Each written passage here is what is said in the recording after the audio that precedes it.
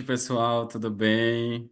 Como é que vocês estão? Quem está vendo a gravação, hoje a gente vai ter a segunda sessão de perguntas e respostas. A Fabi até deu a sugestão para a gente colocar o nome entrevista, ao invés de Q&A.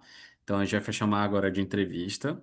E a convidada da vez é a Aline Rocha, uma grande amiga que aceitou esse desafio de responder perguntas enviadas pelos alunos, feitas pela a nossa cabeça, né? E também pelos alunos que estão aqui. A Fabi exatamente fez uma pergunta antes da gente começar e a gente vai começar com ela. Mas primeiro, boa noite, Aline. Boa noite, pessoal. Obrigada pelo convite. Estou aqui à disposição para tirar as dúvidas de vocês, sobre a minha área, sobre outras coisas também que vocês quiserem perguntar, fiquem à vontade. Perfeito, Aline, obrigado. Agora a gente vai começar com uma pergunta que a Fabi fez pouco tempo antes da gente começar, que é o seguinte: quão importante é para o estudante estudar, apesar de redundante, a comunicação? E ela até falou sobre não a comunicação. A comunicação como no todo. Em resumo da pergunta dela, foi basicamente isso. Então, o tempo é todo seu. Ah, é essencial, essencial, porque eu entendi a pergunta nesse âmbito de que existem muitas regras, né, muitas fórmulas para gente se comunicar com o cliente, com o público. Essas fórmulas, muitas vezes, elas inicialmente ali na teoria podem funcionar, porque depende muito, né, ali do público, da aceitação dele, mas é importante a gente fazer essa análise, né, e eu acho que a gente só consegue, de fato, estudar a fundo a comunicação, entendendo o público. Então, tem muita coisa que a gente vai ali pegar uma fórmula, vai estudar ela, vai comprar um curso, vai se aprofundar, mas se a gente não entender exatamente as demandas do público, as necessidades, as dores que ele tem, a gente não vai conseguir, de fato, testar um melhor formato para ele, né? Então, por mais que a gente faça cursos, leia livros, compre cursos online, ou então fale com profissionais da área, é importante que a gente, de fato estude o público para conseguir realizar uma comunicação mais efetiva. Acho que a importância primordial é essa, assim, né? É importante, sim, sempre estar estudando, se atualizando. É constante as mudanças, porque normalmente a comunicação é, acompanha mudanças da sociedade. Então, a comunicação acompanha essas mudanças. Então, é importante a gente estar sempre se atualizando, porque as mudanças são constantes. Então, hoje a gente está passando por uma revolução da inteligência artificial. Daqui a 2, 3 anos vai acontecer uma outra grande mudança, e por aí vai. A gente precisa que a comunicação esteja aliada a isso, alinhada com isso. Mas por isso que é importante a gente estar sempre se atualizando, estudando, procurando ali informações na área, mas o mais importante realmente é entender a demanda do público. Então, acho que é o grande cerne disso ali, realmente, é colocar o cliente no centro e tudo girar em torno dele. Muito bom, Aline. Hoje o papo da gente vai ser mais sobre marketing, vendas e tudo que envolve esse universo. E aí as perguntas elas podem seguir um fio, elas podem também não seguir. A gente tem aqui uma lista de perguntas que alguns alunos fizeram e eu vou, para a gente iniciar essa parte de vendas, a gente entender essa parte da comunicação, vamos entender agora essa parte de vendas e a pergunta foi da Selene. Ela perguntou o seguinte: qual a maneira de promover vendas de forma orgânica, ou seja, sem mencionar venda de forma alguma? E se existe algo sutil, se não é sutil, como é que a gente pode promover vendas orgânicas sem mencionar a venda, sem ser muito incisivo, sabe, para o cliente.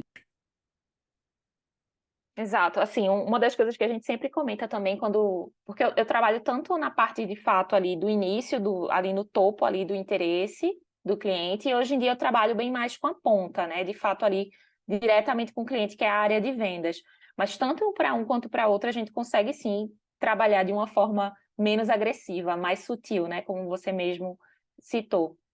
Isso tanto ali no topo, ali na parte de atração, é trabalhando com marketing de conteúdo, que é um marketing de valor, em que você entrega ali uma informação, entrega entretenimento, entrega um conteúdo valioso para o público. Isso faz com que ele enxergue a autoridade, confie na marca, no produto, e faça com que esse conteúdo que a gente entrega para ele se transforme no futuro em uma vontade de fato de comprar, né?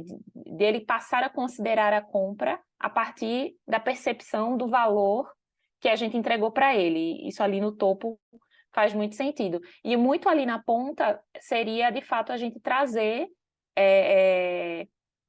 esse âmbito de confiança ainda mais evidente trazendo depoimentos. Uma das coisas que mais vende sem vender hoje é a gente trazer um cliente verdadeiro, verídico, assim, um cliente de fato nosso, falando da experiência dele, falando de como foi ele ser aprovado no curso que ele tinha, que ele sonhou a vida inteira, graças ao nosso preparatório, em como aquele produto mudou a vida dele ali, ou então facilitou a vida dele a partir do momento que ele comprou.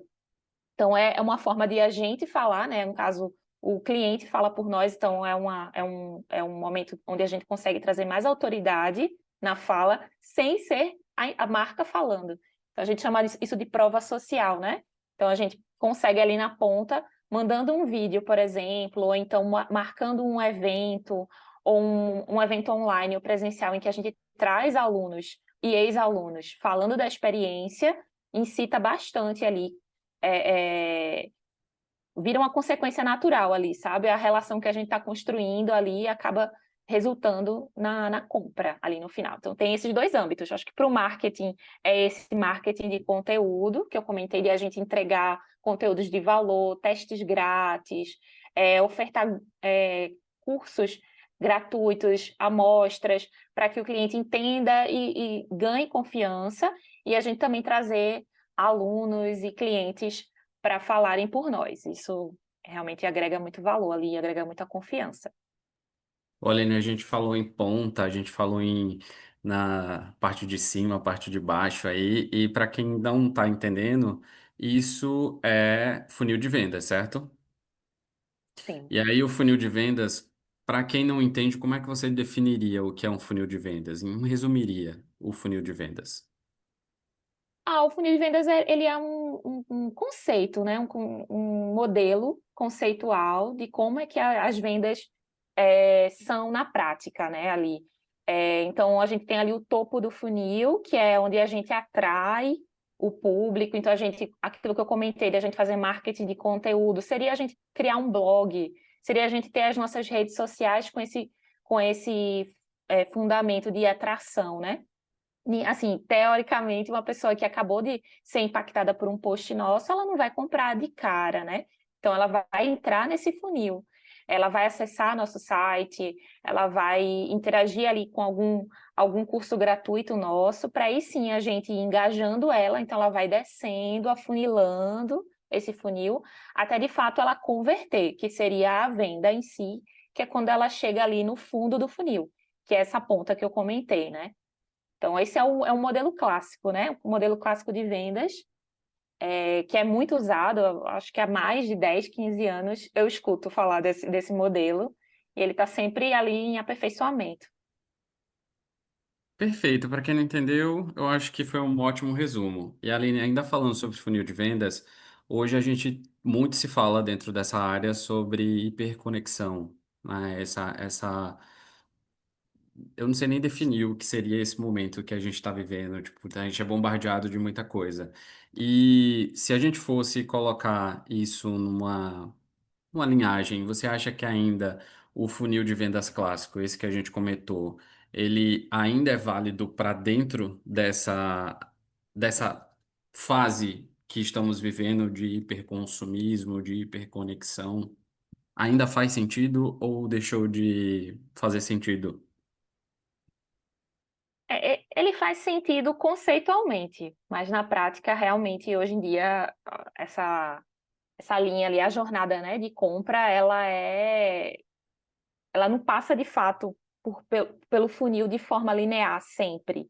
Ela às vezes retorna para o topo, às vezes ela está ali na ponta, mas ela desiste, ou então ela está na ponta, é um cliente, mas aí ela faz uma recompra. Então, eu acho assim, o modelo em si ela é muito começo, meio e fim, né? Sendo que o cliente ele pode ser tanto um promotor da marca e acaba virando alguém que vai atrair mais pessoas para serem clientes, e ele pode também fazer recompras, né? Então, existem outros modelos mais atualizados, assim. Acho que eu já vi esteira de produtos, ele é um modelo mais contínuo, né? Em que as pessoas ali estão comprando e consumindo a todo momento. Então, elas não entram no funil e saem e acabou a jornada dela. Ela continua consumindo outros produtos dentro da cadeia ali da empresa.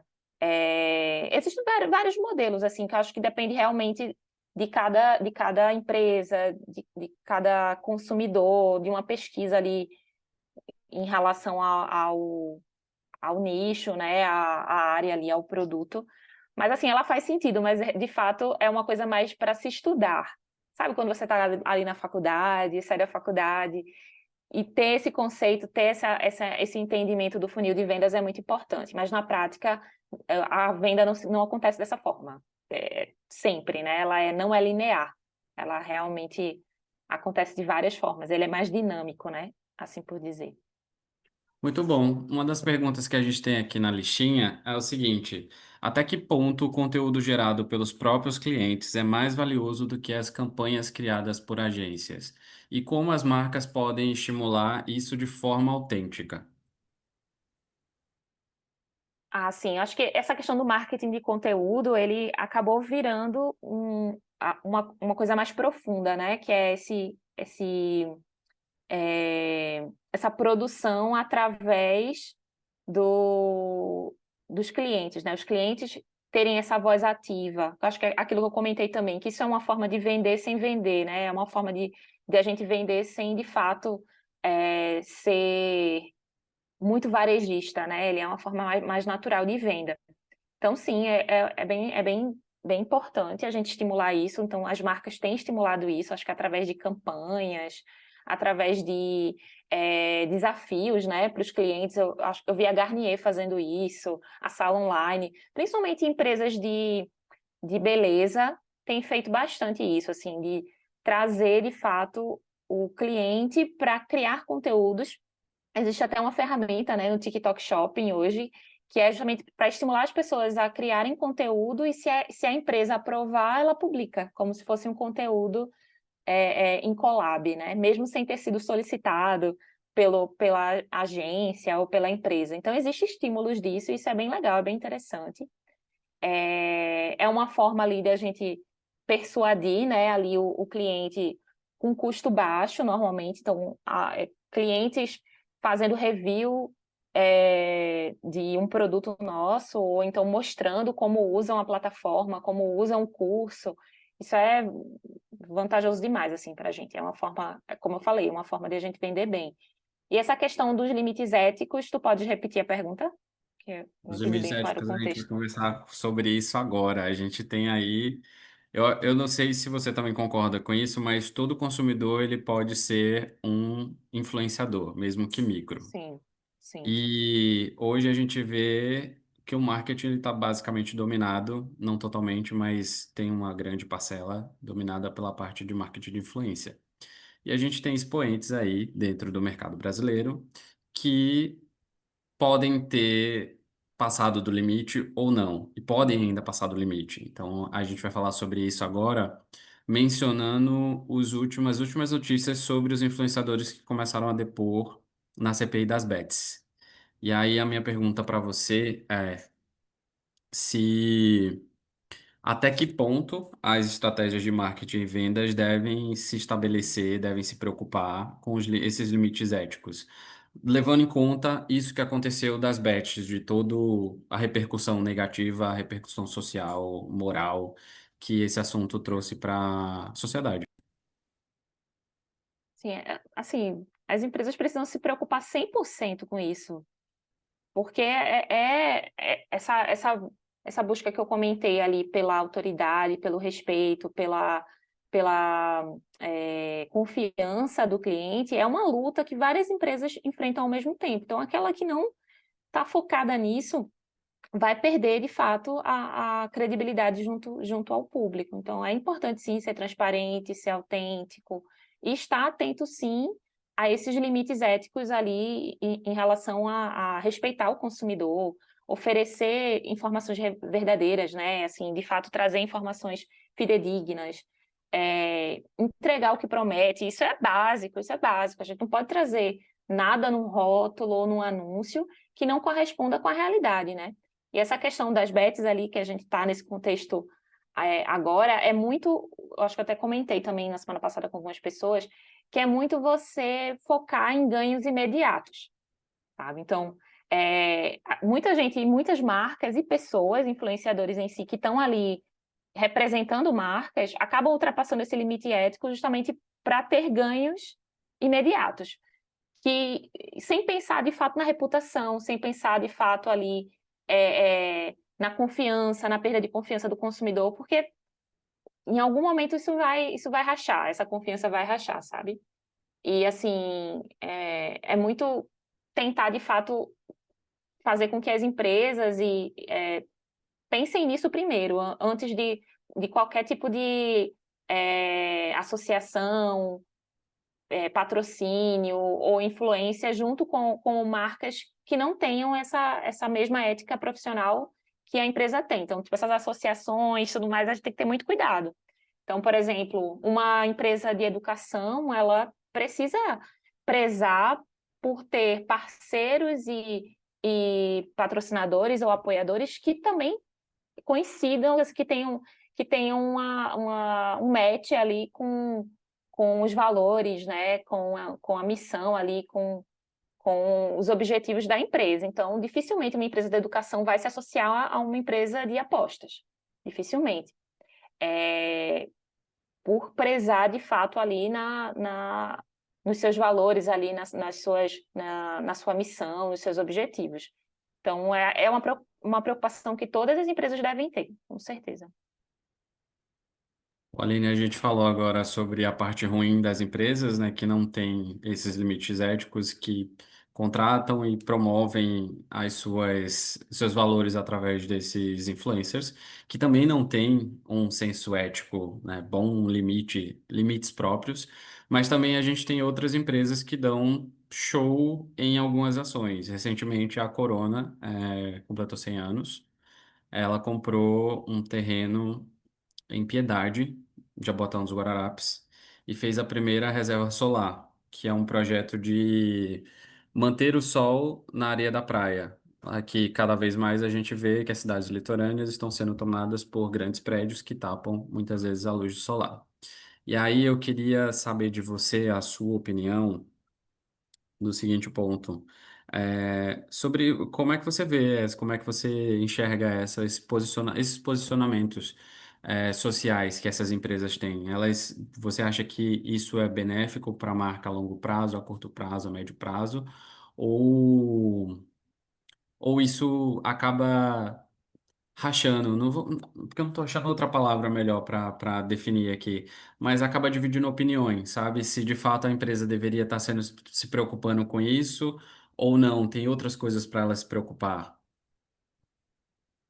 Não, acho que é aquilo que eu comentei. A comunicação, ela precisa estar alinhada com o que acontece no mundo. A gente precisa olhar para isso. Então, é importante, sim, as empresas se posicionarem, sempre, em relação a causas sociais. Porque, assim, na verdade, não se posicionar é um posicionamento, na minha opinião. Porque não se posicionar, a gente interpreta que a pessoa foi omissa, né? Então, a empresa ou a pessoa ali está alheia a uma situação emergencial ou uma situação importante para a sociedade e ela está ali alheia. Então, claro que que ter coerência, né? O posicionamento dessa empresa dessa marca tem que ter coerência ali com os valores dela própria e com o que o público espera dela. Então, ela tendo essa coerência, ela consegue se posicionar em relação a qualquer assunto e qualquer causa, principalmente se for social, ou se for ambiental, ou se for questões de justiça, meio ambiente, direitos humanos, essas questões assim são bem importantes, sabe? Assim, ela se posicionar. A minha opinião é que ela sempre se posicione e não se mantenha calada em relação a uma situação que está muito diretamente relacionada com ela, né? Então, esse exemplo da Corona é muito importante, assim. Não necessariamente ela está relacionada em termos de ganhos ali financeiros com isso, mas ela está relacionada a verão, a praia, a momentos de bem-estar ali, né, de frescor, de tentar preservar esse tipo de cenário ali, né, para as pessoas. Então, de alguma forma, ela está contribuindo para isso. Isso é enxergado de uma forma muito positiva pelo público, né? Então, essa conexão ali emocional é importante. O público recebe isso de uma forma positiva e acaba, de fato, enxergando a marca como participativa, uma marca engajadora, uma marca que, que atua, né, diante das necessidades ali do mundo, né? Incentivar o comportamento do cliente, né? Para que ele Uhum, sempre relacione bons momentos com aquilo que ela está querendo promover. Muito bacana. A exato. gente também fala muito dentro dessa área que a gente vive sobre ter propósito, que a marca precisa ter propósito, que a marca precisa ter X, Y, Z, precisa ser mais humanizada, precisa ser isso. Isso, na sua opinião, é realmente uma demanda genuína do consumidor ou é apenas uma ferramenta de marketing? As duas. É tanto uma demanda do consumidor como uma ferramenta de marketing. É as duas coisas, porque ela pode ser utilizada, sim, como uma ferramenta importante ali para isso. É, é aquilo que eu comentei sobre missão, valores, isso toda empresa tem. Então, se a empresa ela se associa e tem parceiros que compactuam com a sua missão e seus valores, ela vai ter essa força ainda mais potencializada, né? E é importante, sim, transformar, assim, sabe, esse propósito em uma estratégia de fato. E para isso, ela, usando esse propósito como uma estratégia, ela vira uma ferramenta de marketing, sabe? Então, e é uma demanda, assim, do público. As pessoas querem coerência, elas querem, de fato, uma empresa que engaja, que tem propósito, que tem compromisso ali com a realidade, sabe? Então, as pessoas sim demandam isso, e isso pode ser utilizado de uma forma estratégica. Muito bom. A gente está falando também dentro desse mundo sobre o uso da IA. E aí, como forma até provocativa, eu tomei a liberdade de colocar uma provocação para que ela gerasse perguntas para uma profissional, sendo dentro da visão da ótica de uma inteligência artificial. Então, tivemos aí três perguntas e eu vou fazer essas perguntas agora para você. A primeira é o seguinte, é a IA perguntando para a Aline, quais critérios humanos ainda são Uhum. indispensáveis na segmentação do mercado, considerando que os algoritmos já são capazes de identificar padrões comportamentais? É, assim, critérios humanos, tu fala sobre características e atividades humanas que são Isso, importantes para o mercado. Então, existem muitas características, emoções, nuances, né? Assim, que a IA não identifica hoje. Então, é importante sim a gente ter, sabe, assim, esses critérios ali, né? Porque os algoritmos, né, como você comentou, ele acaba, tanto o algoritmo quanto o IA, ela acaba não identificando tão bem, assim, esses padrões ali de, por exemplo, uma particularidade cultural. Eu estava essa semana, inclusive, conversando com uma pessoa que é do Ceará, e essa pessoa me trouxe realidades que, para mim, eram completamente diferentes aqui, mesmo com a proximidade. Ceará, eu moro em Pernambuco, e essa pessoa era do Ceará. Ela me trouxe percepções do público de lá que, para a gente aqui, são outras, são diferentes. Então, essas particularidades a gente só sabe mandando um ser humano lá para conhecer, ou então conversando com alguém, ou então fazendo uma pesquisa em que a gente tem, de fato, ali a percepção daquela pessoa. Bem mais do que o algoritmo. O algoritmo ele vai identificar padrões, né? Padrões ali, vai correlacionar coisas, mas ela não vai trazer um contexto social, ela não vai trazer é, valores, aquilo que eu comentei sobre os valores daquela pessoa, assim, isso é muito particular, né?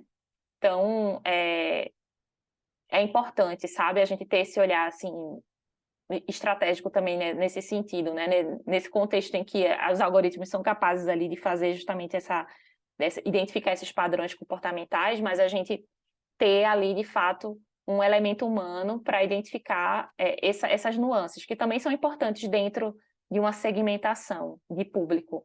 Pô, o público, ela não é. Quando a gente segmenta um público hoje em dia em comunicação, em marketing, a gente não segmenta mais por idade, sexo, região e gênero. Não, a gente faz uma coisa bem mais detalhada. A gente quer saber as dores dele, a gente quer entender quais são os perrengues da vida dele, quer saber quais são as dificuldades, o que que ele sonha. E isso um IA, um algoritmo não vai conseguir mapear, né?